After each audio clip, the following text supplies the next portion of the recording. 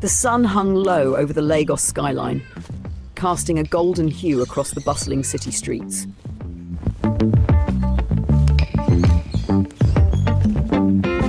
Kemi adjusted her headscarf as she navigated her way through the crowds of Balogun Market, her woven basket swinging by her side. The aroma of fried puff-puff mixed with the sharp tang of fish dried under the relentless sun. But Kemi barely noticed. Her thoughts were elsewhere, spiraling in the vortex that had become her life. She was thinking of Chike. It had been 3 years since they'd met. The memory was still fresh, vivid as if etched into her soul. Kemi had been a shy vendor selling handmade jewelry at a small stall, hoping to make enough to send her younger brother, Deji, back to school. Chike had appeared like a scene from one of the Nollywood films she loved to watch. Tall, charismatic and charming, he had purchased a bracelet and stayed to chat. By the time he left, he had taken more than the bracelet. He had taken her heart. The first 6 months were a whirlwind of romance. Chike was attentive, generous and sweet. He would bring her akara in the mornings and sit by her stall, cracking jokes that left her gasping for air. He spoke of dreams and ambitions, of opening his own business and building a future for the two of them. Kemi had felt like the luckiest woman in the world. But the sweetness didn't last. It started small, almost imperceptibly. Chike would get annoyed over trivial things.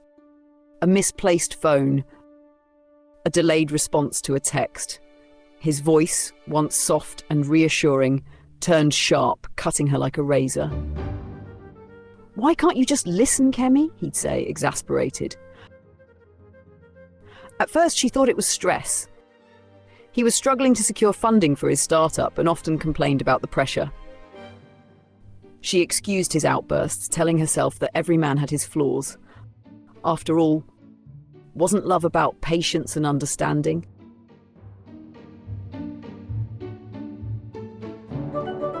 The first real crack appeared one evening when Kemi forgot to buy suya on her way home.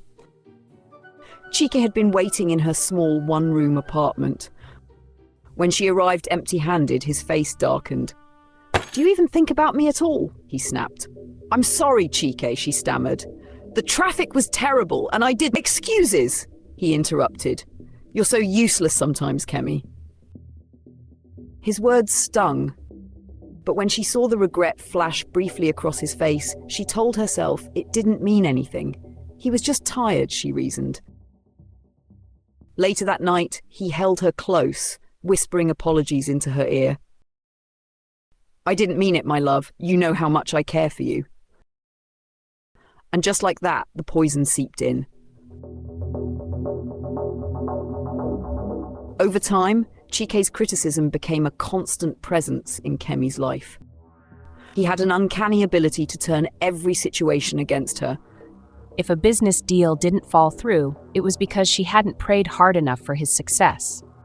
If he misplaced his wallet, she must have moved it. "Why do you always make things so difficult for me?" he'd say, shaking his head. Kemi began to second-guess herself. She started apologizing for things she hadn't done just to keep the peace. Her laughter, once loud and unrestrained, grew quieter, cautious. She walked on eggshells, terrified of triggering his wrath. Yet there were moments of sweetness. Chike would surprise her with gifts. A new pair of earrings, a dress he thought would suit her. He would take her out to restaurants she could never afford on her own, pulling out her chair and calling her queen in front of the waitstaff. It was these moments that kept her tethered to him. One day, Kemi confided in her best friend, Aisha. They sat on the steps outside Aisha's family compound, watching children chase each other with sticks. "Kemi, this isn't love," Aisha said firmly after listening to her story. "A man who loves you doesn't make you feel small. He doesn't blame you for his failures. Kemi looked down at her hands, her fingers twisting the edge of her wrapper. But he's not always like that. Sometimes he's so kind. He says he wants us to have a future together. And what kind of future is that? Aisha's voice softened. One where you're always apologizing for things that aren't your fault? Where you're afraid to be yourself? Kemi had no answer. Deep down, she knew Aisha was right. But leaving Chike felt impossible. Despite everything, she loved him, and a part of her believed she could fix him, that her patience and love would bring back the man she had fallen for.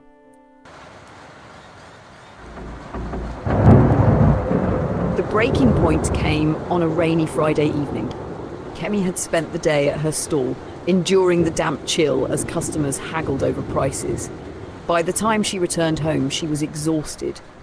Chike was already there, sitting on her threadbare sofa, scrolling through his phone. "You're late," he said without looking up. "I had to stay and sell a few more pieces," she explained, setting her basket down. He stood and walked over to her, his face a mask of anger. "You don't respect me, do you? Chike, what are you talking about? You knew I wanted us to have dinner together tonight, but you chose your silly beads over me." Chike, I didn't. Before she could finish, he grabbed her arm. His grip was tight, and his eyes blazed with fury. "You always have an excuse, don't you?" Kemi froze, fear coursing through her.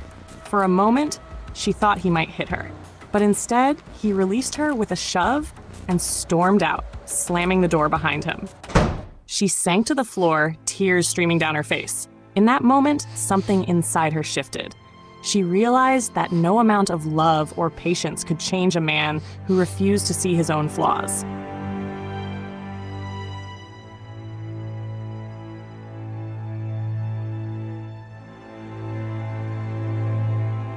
The next morning, Kemi packed her belongings.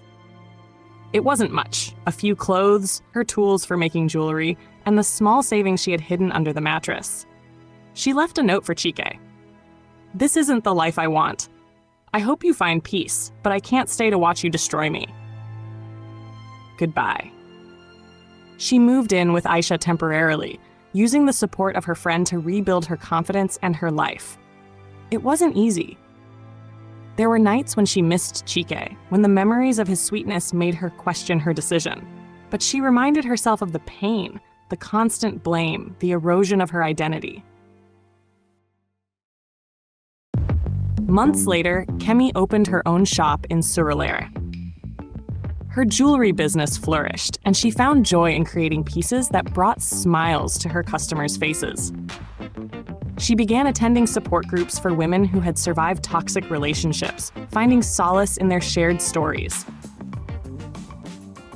One day, as she arranged a display of necklaces, a customer walked in. He was polite, kind, and genuinely interested in her work. His name was Femi, and over time, he became a regular at her shop. Unlike Chike, he didn't dominate conversations or make her feel small. Instead, he encouraged her dreams and celebrated her successes. Kemi learned to love herself again before allowing anyone else into her heart. With Femi, she discovered what a healthy relationship looked like. One built on respect, kindness, and mutual support. Looking back, Kemi realized that leaving Chike was the hardest and best decision she had ever made. She had escaped the sweetness of poison and found a life where her worth was no longer tied to someone else's approval. And for the first time in years, she felt free.